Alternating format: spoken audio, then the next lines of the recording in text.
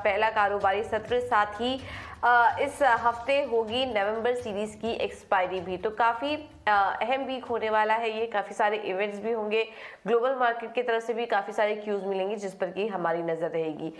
लेकिन शुरुआत सबसे पहले कर लेते हैं एशियाई बाज़ारों की, और एशियाई बाज़ारों में हम देख रहे हैं कि इस वक्त कमज़ोरी के साथ शुरुआत होते हुए नज़र आ रही है। चाइना ने जो अपना ब्याज दर है उसमें कोई बदलाव नहीं किए हैं, जो कि अनुमान के मुताबिक ही है। और उसके बाद हम देख रहे हैं जो शुरुआत हो रही है इस वक्त वो काफ़ी ज़्यादा कमजोरी के साथ हो रही है। हांगकांग के बाजार इस वक्त 3% नीचे हैं। एक्सजीएक्स निफ्टी पर नजर डालेंगे तो करीब ½ % की वीकनेस वहां पर है, 75 अंक नीचे एक्सजीएक्स निफ्टी इस वक्त कारोबार कर रहा है। वहीं निकाई, कॉस्पी और शंघाई के बाजार भी इस वक्त कमजोरी के साथ शुरुआत होते हुए यहाँ पर दिखाई दे रही है। तो एशियाई बाजारों से जो इस वक्त क्यूज मिल रहे हैं वो कमजोरी के हैं, लेकिन ओवरऑल अगर ग्लोबल मार्केट पर चेक करेंगे तो ज्यादा कुछ एक्शन शुक्रवार को हमने देखा कि नहीं दिखा। अगर यूएस बाजारों की इनफैक्ट अगर बात करेंगे तो दिन भर के उतार चढ़ाव के बाद हमने देखा कि ऊपरी स्तरों के आसपास ही बंद हुए।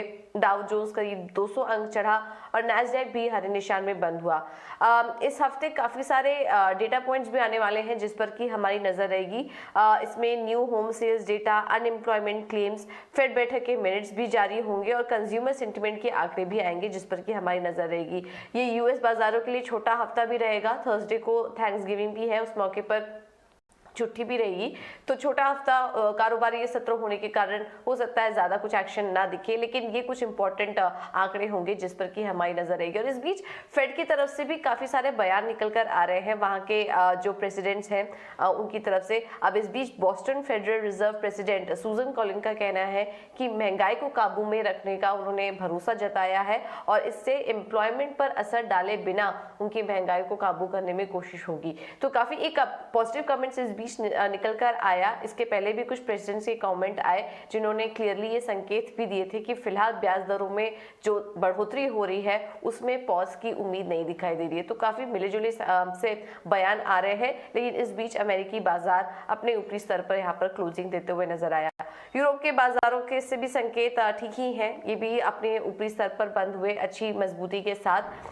इसके अलावा बॉन्ड्स और कमोडिटी मार्केट पर भी अगर नजर डालेंगे तो यहाँ पर भी फेड की तरफ से जो कमेंट्स आ रहे हैं और ब्याज दरों को लेकर ही यहाँ पर ये सेगमेंट्स रिएक्ट कर रहे हैं। हमने देखा कि कुछ मिले जुले बयान निकल कर आए। उसके बाद बॉन्ड यील्ड्स में बढ़त हुई, 3.81% के पास यूएस के 10 साल के बॉन्ड यील्ड्स कारोबार कर रहे हैं और डॉलर में भी हल्की तेजी आई, 107 के पास इस पर डॉलर इंडेक्स दिखाई दे रहा है, जिसके चलते सोने में हमने हल्की गिरावट देखी है। लेकिन कच्चे तेल पर नजर डालिए, ये अब $90 के नीचे आ चुका है और चीन में जो डिमांड में कमी जताई जा रही है और इसके अलावा फेड रेट हाइक की भी चिंता सता रही है, वो इस पूरे इवेंट ने कच्चे तेल में मूडा माहौल खराब किया और उसके चलते हम देख रहे हैं कि $90 के नीचे आ चुका है। करीब 3% की गिरावट शुक्रवार के सत्र को देखी, इस वक्त करीब 87 के आसपास कारोबार कर रहा है।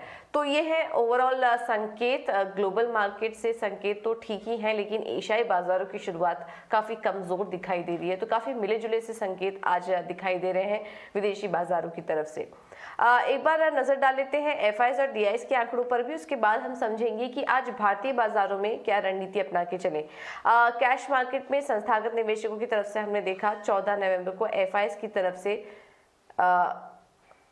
माफ कीजिएगा, यहाँ पर एफआईएस डीआईएस के आंकड़ों पर नजर डालेंगे तो करीब 751 करोड़ की यहाँ पर बिकवाली एफआईएस की तरफ से देखने को मिली और बाकी आंकड़े भी आपके स्क्रीन पर हैं। तो यहाँ से भी जो संकेत मिल रहे हैं वो ठीक ठाक ही हैं। आंकड़ा थोड़ा छोटा है बट बिकवाली का आंकड़ा कैश मार्केट में एफआईएस की तरफ से इस वक्त देखने को मिल रहा है।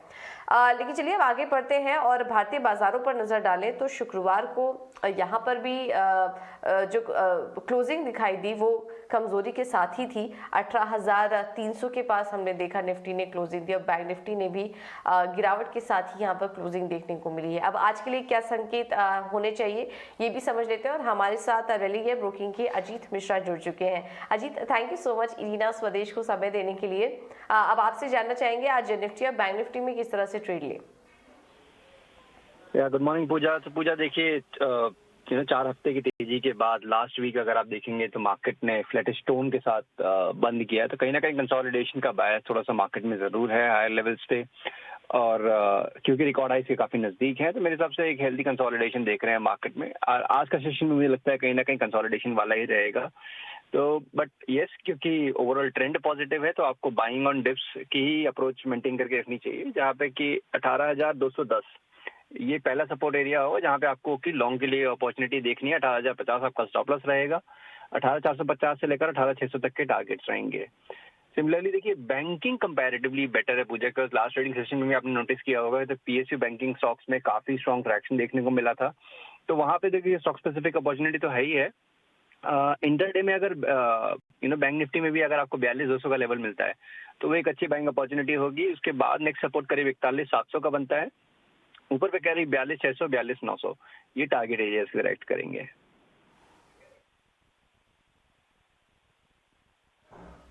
ऑलराइट, तो ये बैंक निफ्टी और निफ्टी में आपको ट्रेड दे दिए गए हैं। निफ्टी में जो ऊपर की तरफ रेजिस्टेंस है वो 18,450 का है, 18,600 का है, और सपोर्ट जो है वो 18,050 से 18,210 का है। ये निफ्टी के लिए रेंज आपको बता दी गई है और बैंक निफ्टी का भी रेंज आपको बता दिया गया है। ध्यान रखिए, ये जो हफ्ता है इसमें एक्सपायरी भी देखने को मिलेगी, तो इस पर भी नजर रखिए।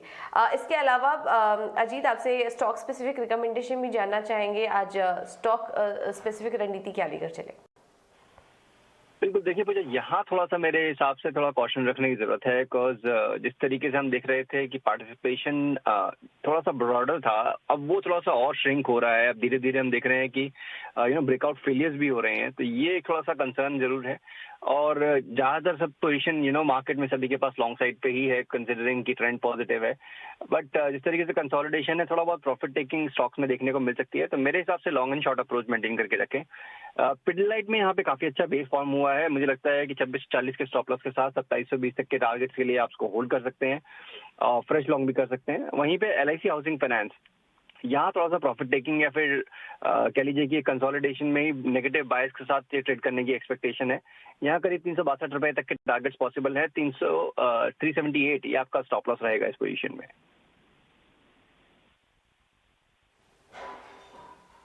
ऑलराइट, तो ये दो कॉल्स हैं। पिडिलाइट खरीदारी करके चलिए 2720 के लक्ष्य के लिए, और LIC हाउसिंग फाइनेंस में बिकवाली करने की राय होगी 362 के लिए।